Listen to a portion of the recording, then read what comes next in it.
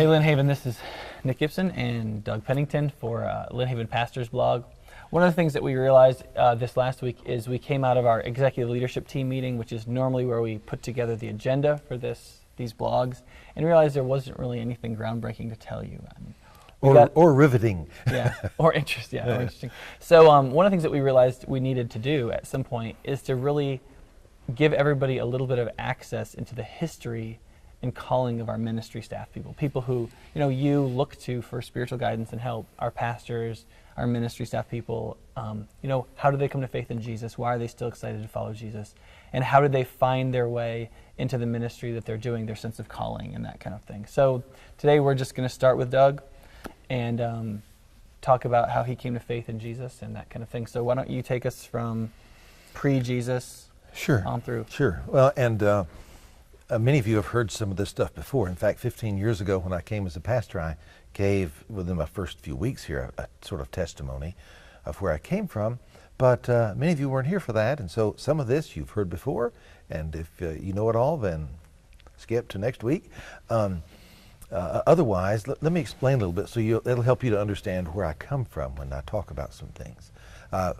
Came from a non-Christian family, though a very moral family. My dad was career military. There were 6 children, 3 boys and 3 girls in our family. I was the next to the oldest. Okay. And, so you were kind of non-Christian Baptists.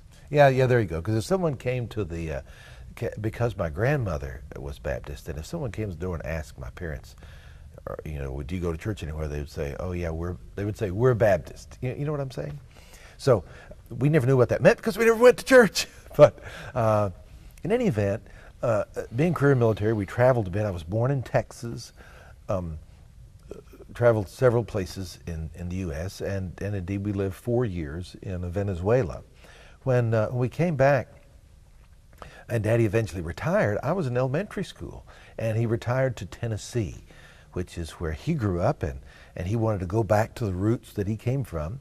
So upon his retirement, we returned to Tennessee and really lived almost an Appalachian lifestyle. I mean, we lived in homes with no running water, an outhouse. We didn't have electricity, but we had to draw our own water out of a well and take the flashlight and go out back at night. Okay, so and we're quite poor with 6 children living on retired sergeant's pay. Wasn't really enough. So we lived in quite a bit of poverty. We were on food stamps and those kinds of things. Free lunches at school. When I got old enough to work, beginning about 13 years old, began to work in hay fields and make a little money. And of course, before long, I could buy a car. As a 16-year-old, and my first car cost me $60. So. Okay, you've got to say, I found this fascinating. At some age in high school, you were driving like a multiple state route milk truck, like 18-wheeler. Yeah, I forgot about that. Yeah, I drove a milk truck. Once I turned 18, which when I was a senior in high school, you had to be 18 to get what was called back then a chauffeur's license and drive this truck. So I ran a tour to pick up milk at dairy farms in southern Tennessee and North Alabama. But I did lots of different things during that time. I worked at a Carrier air conditioning plant. And some of the things you did were not particularly Christian? Yeah, some were not legal. I was at this age of rebellion in high school, and particularly rebelled against Daddy's high and tight military haircut, and so I had hair down on my shoulders, and got involved in a fair amount of crime, most of which my parents never knew about. But a good example of this would be just how low I sank. Was that my friends and I would go out and steal stuff, break in somebody's car and steal their tape player or steal wheels off of them or steal gas out of a car. And believe it or not, this is back when gas was like 25 cents a gallon. Yeah. We were stealing it. So you really needed to be harnessed. Yeah, so some of those friends were caught and arrested, and I, for one reason or another, never was, at least at this point. And then, but just to show you how what poor values I held, even as a non-Christian friend to these guys. I actually went and broke into one of these guys' cars and stole his tape player. One of my friends did to him what we had been doing to other people. And then to make matters worse, at some point, someone broke into my car and stole my 8-track tape player. So, and that was when you were pool sharking them. Oh, that's right. They set me up, and a bunch of people played pool with me and kept me in the pool hall a long time where they could extract my. So you did everything but carry a 6-gun and have a horse. Yeah, yeah.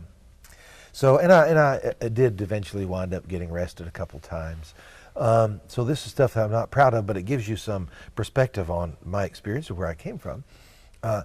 When my dad died, I was a senior in high school, and I mentioned in a recent message how 2 girls, Julie and Pam, who were Christians in my first period English class, came and spoke to me about Christ, told me they would pray for me, and sent a flower to the funeral. So that was my first really exposure in a personal way to Christianity.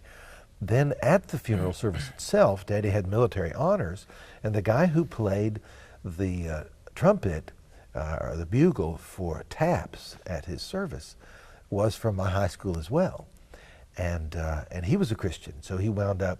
Actually, we wound up developing a friendship, and he began to tell me about Christ and how the Lord had changed his life. And over the process of the next year and my first year in college, I came to that place of receiving Christ for myself, and that really had to change a lot of stuff in my life.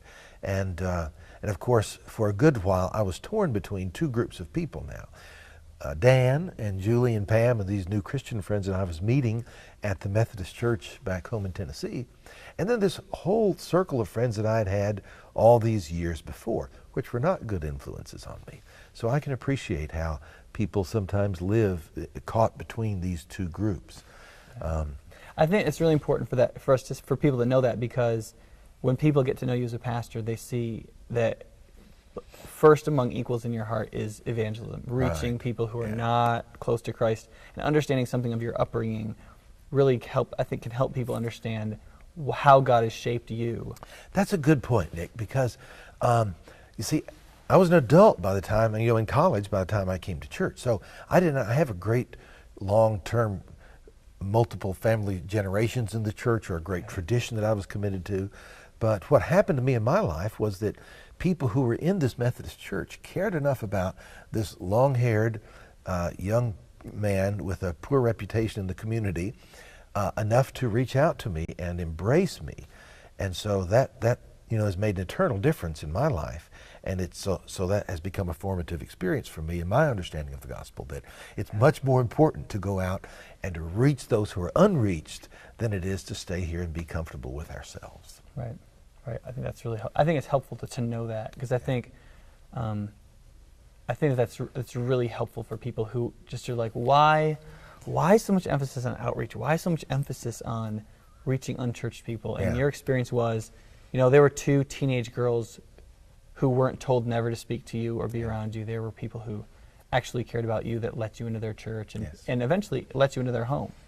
Yeah, so when I'm talking about the importance of us reaching those folks out there that are unchurched, I'm talking about myself 30 years ago.